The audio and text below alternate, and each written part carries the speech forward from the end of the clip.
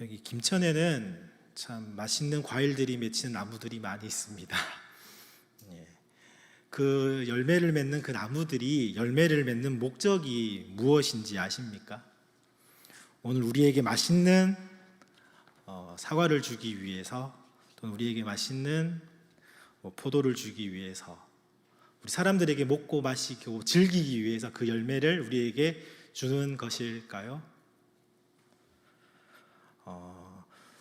창세기 1장 29절 그리고 2장 16절 말씀을 보시면은요, 하나님이 그 식물들, 과일들과 채소들을 우리 사람들에게 먹을거리로 주셨다고 합니다. 또 씨가진 열매 맺는 그 과실들을 우리 사람들에게 먹을거리로 주셨다고 하지만은, 원래 과일을 맺는 가장 큰 목적은요, 사과나무가 똑같은 사과나무를 만들기 위해서, 그러니까 종족 번식하기 위해서 열매를 맺히는 겁니다. 그 사과나무를 따먹고는 그 씨를 버릴 거 아닙니까? 그럼 씨를 버리면 그 씨가 땅에 묻혀가지고 거기서 다시 사과나무가 싹이 트는 것처럼, 포도나무도 마찬가지이고요. 사람이나 동물이나 뭘 통해서라도 그 열매를 먹고 그 열매에 있는 씨, 그러니까 그 나무에 그 생명이 들어있는 그 씨가 땅에 묻혀져 가지고 똑같은 열매를 맺는 그 나무를 생성하기 위해서, 만들기 위해서 열매를 맺는 것입니다. 분명히 사람들에게도 좋게 유익을 끼치기 위한 것이기도 합니다. 하지만은 가장 큰 열매 맺는 목적은 나와 똑같은 나무를, 나와 똑같은 생명이 있는 그것을 만들기 위한 종족 번식이라는 사실을 우리는 열매를 볼 때마다 기억해야 합니다.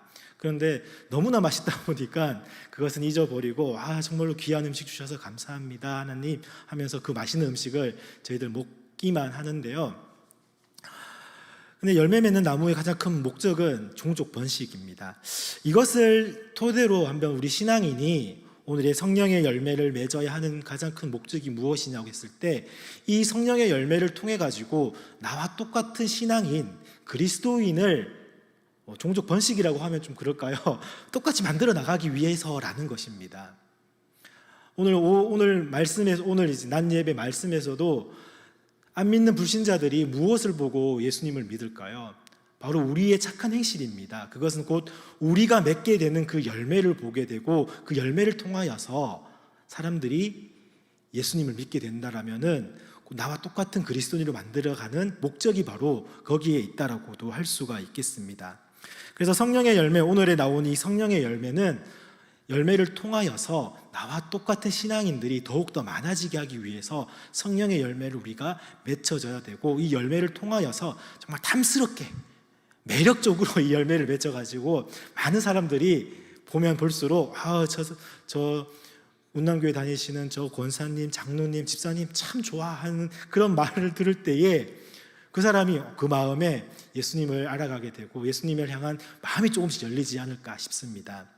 그래서 저도 처음에 이제 이야기를 할 때 전도지를 펴시다라는 얘기를 했던 이유가 무엇이냐면은, 바로 우리 얼굴로 자체로 보여지는 것이 바로 그 사람들에게 얼굴의 미소이지 않겠습니까? 그래서 우리의 그 예수님을 믿음으로 인해 가지고 우리 안에 나타나는 그러한 정말로 남들이 모르는 그 기쁨을 우리 얼굴의 미소를 통하여서 전해질 때에 그것 또한 또 다른 열매이지 않겠습니까?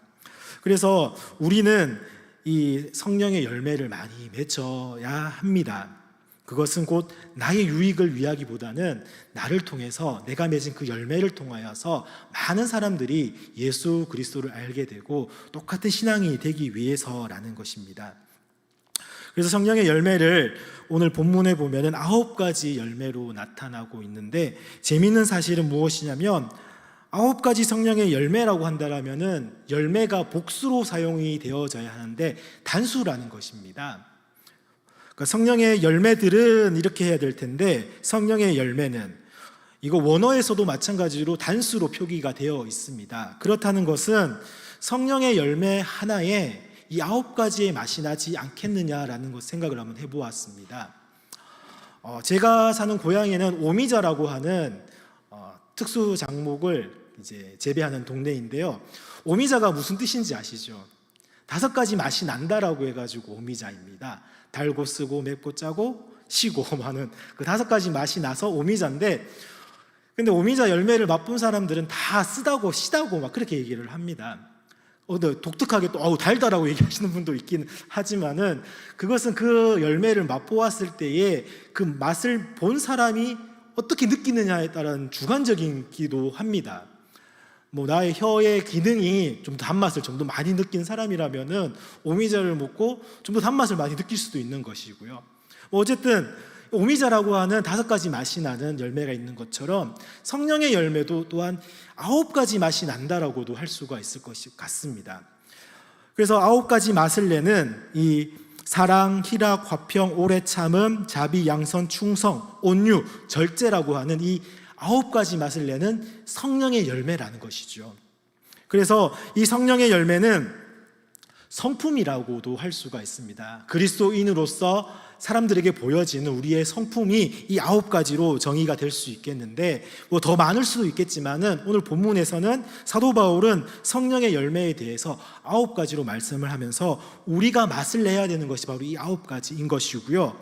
그리고 우리가 이 맛을 낼 때에 그 맛을 맛본 사람들이 우리를 통하여서 저분은 참 사랑이 많으신 분이야, 참 저분은 어떻게 해서 그렇게 얼굴이 계속 환하게 웃으시고 희락이 넘치시는 분일까, 참 저분은 많이 오래 참으시는 분이시여 라고 느끼는 것은 그 상대방이 우리를 보았을 때에 느껴지는 그러한 우리의 성품들을 통해서 느껴지는 그러한 것들이라면은 우리는 성령의 열매를 통하여서 우리가 그런 맛을 내기보다는 그 맛을 맛보는 다른 어찌 보면 예수님을 믿지 않는 그런 분들을 통하여서 그런 맛을 보게 된다라고도 할 수가 있겠습니다. 그래서 성령의 열매는 9가지의 맛을 내면서 정말로 사랑이 부족했던, 사랑이 갈급함을 원했던 그 사람에게 우리가 다가갔을 때에 우리에 있는 그 성령의 열매를 통하여서 그 사람은 사랑을 맛보게 될 것이고요. 정말로 자비가 필요한 그 사람에게는 우리의 조그마한 헌신을 통하여서 그 사람을 섬기는 그걸 통하여서 그 사람은 자비의 맛을 본다라는 것을 우리는 기억하시면 좋을 것 같습니다. 그렇게 성령의 열매를 조금 정의를 해본다라면은 오늘의 이 말씀, 오늘은 하나하나가 어떠한 역할이기보다는요, 성령의 열매는 이렇게 9가지의 맛을 내면서 우리의 착한 행실을 통하여서 우리를 통하여서 맛을 보는 그 사람들의 필요를 따라서 사랑이든지 희락이든지 화평이든지 또는 온유라든지 절제의 그 맛을 통하여서 우리의 그러한 열매들을 통하여서 그 사람들이 그 맛을 보면서 예수 그리스도를 알아가는 그러한 사람들이라는 것을 기억하시면 좋겠습니다. 그래서 저는 9가지 맛이 나는 성령의 열매라고 정의를 한번 내려보고 싶습니다. 인터넷이나 다른 데서 많은 자료를 찾아보면은 한 나무 안에 9가지의 열매들을 그려놓고는 그렇게 9가지의 성령의 열매다라고도 많이 얘기를 하지만은 하나의 열매, 성령의 열매라고 하고 하나의 열매 안에 9가지의 맛이 나는 열매라고 한번 생각을 해본다라면은 그 열매를 맛본 불신자들, 다른 사람들이 나를 통하여서 사랑을 느끼게 되면은 그것이 사랑의 맛을 내는 성령의 열매가 되는 것이라는 것입니다. 그렇다면은 오늘 우리는 이 성령의 열매가 맺히기 위해서 또한 어떻게 삶을 살아가야 하는지가 중요하겠지요. 성령의 열매가 이렇게 맺혀져서 다른 사람들로부터 그런 9가지의 맛을 보게 된다라면은 우리는 이 성령의 열매를 과연 어떻게 맺을 수 있겠습니까? 요한복음 15장에 보면은 이러한 말씀이 있습니다. 한번 요한복음 15장 말씀을 찾아보겠습니다. 신약성경 173페이지고요. 요한복음 15장 4절부터 해서 7절까지 말씀 우리 함께 같이 한번 찾아서 읽어보도록 하겠습니다. 찾으셨으면 같이 읽겠습니다. 시작. 내 안에 거하라. 나도 너희 안에 거하리라. 가지가 포도나무에 붙어 있지 아니하면 스스로 열매를 맺을 수 없음 같이 너희도 내 안에 있지 아니하면 그러하리라. 나는 포도나무요 너희는 가지라. 그가 내 안에 내가 그 안에 거하면 사람이 열매를 많이 맺나니 나를 떠나서는 너희가 아무것도 할 수 없음이라. 사람이 내 안에 거하지 아니하면 가지처럼 밖에 버려져 마르나니 사람들이 그것을 모아다가 불에 던져 사르느니라. 너희가 내 안에 거하고 내 말이 너희 안에 거하면 무엇이든지 원하는 대로 구하라. 그리하면 이루리라. 아멘. 네. 오늘 예수님의 말씀에서는 열매를 포도나무로 비유를 하시면서 포도나무가 열매를 맺혀지는 이유는 포도나무에 가지가 붙어 있으면 된다라고 합니다. 마찬가지로 성령의 열매를 우리가 많이 맺으려면은 사랑이 어떤지를 우리가 막 공부하고 배우고 익히고 희락이 무엇인지 막 안에서 막 기쁨으로 막 나오고 거울을 볼 때마다 얼굴의 표정을 막 바꿔보려고 노력하고 그렇게 해가지고 우리 인간의 노력이 아니라 예수님 안에 우리가 붙어 있기만 하면은 저절로 성령의 열매를 맺혀진다라는 것입니다. 우리의 그 노력과 우리의 막 헌신적인 그것이 아니라 예수님 안에만 우리는 있으면 됩니다. 예수님 안에 있기가 어려울 뿐이지 예수님 안에 거하려고 하는 우리의 노력이 필요할 뿐이지 우리가 열매를 맺으려고 노력하기보다는 예수님 안에 있으면 저절로 그 열매들은 맺혀진다라는 것입니다. 저와 여러분은 예수님 안에 있음으로 인해서 많은 성령의 열매를 맺어서 9가지 맛이 나는 열매로서 믿지 않는 많은 사람들에게 또는 우리 공동체에게 많은 유익을 끼치는 저와 여러분이 되시기를 바랍니다. 그렇게 성령의 열매도 맺으려고 노력해서가 아니라 저절로 예수님 안에 있기만 하면 맺혀진다라는 것입니다. 그리고 또 다른 중요한 또한 사실이 있는데요. 그러면 과연 우리가 맺어지는 이 열매가 과연 정말로 성령의 열매냐 그렇지 않느냐라는 것이 중요하겠지요.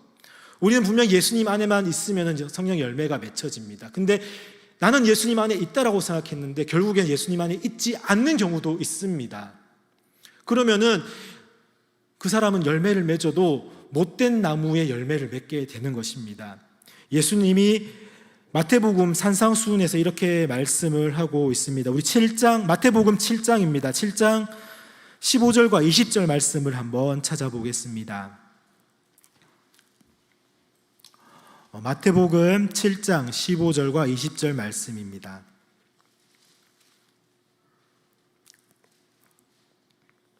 찾으셨으면 함께 읽겠습니다.